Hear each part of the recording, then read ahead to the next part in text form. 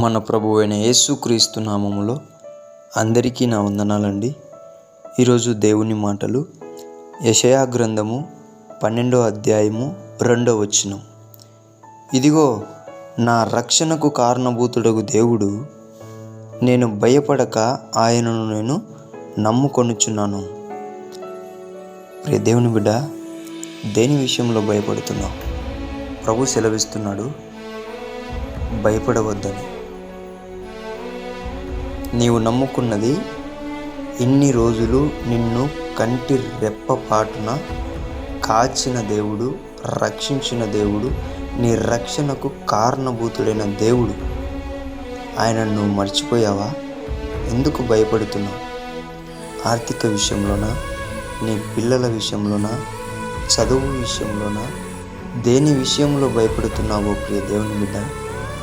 దేవుడు చెప్తున్నాడు, ఇన్ని రోజులు నిన్ను ఎన్నో ఇబ్బందుల గుండా, ఎన్నో కష్టాల గుండా బయట వేసిన రక్షణకర్త, ఆ కారణభూతుడైన దేవుడును నీవు మర్చిపోయావా? ఒక్కసారి జ్ఞాపకం చేసుకో. నువ్వు ఏమని ధైర్యం తెచ్చుకోవాలని తెలుసా? ఇంతకంటే గొప్ప గొప్ప కష్టాలనే దేవుడు నన్ను తప్పించాడు, ధైర్యమునిచ్చాడు, ముందరికి కొనసాగించాడు.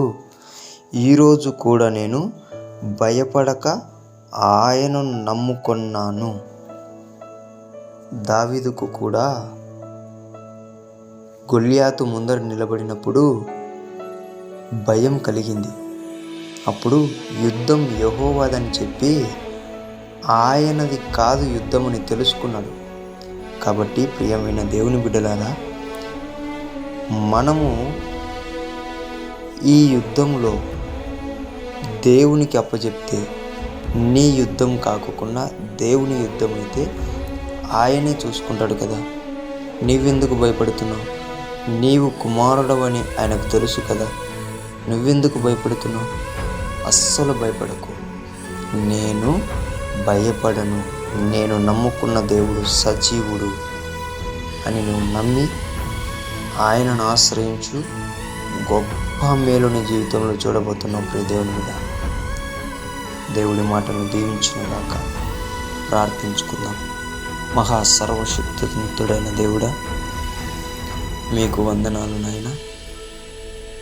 నీ బిడ్డలు ఎవరైతే భయపడుతున్నారో వారిని ఆ భయం నుంచి విడిపించి, రక్షణ కారణభూతుడవైన నిన్ను జ్ఞాపకం చేసుకొని,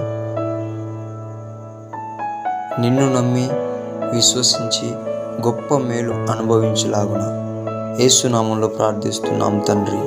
ఆమేన్.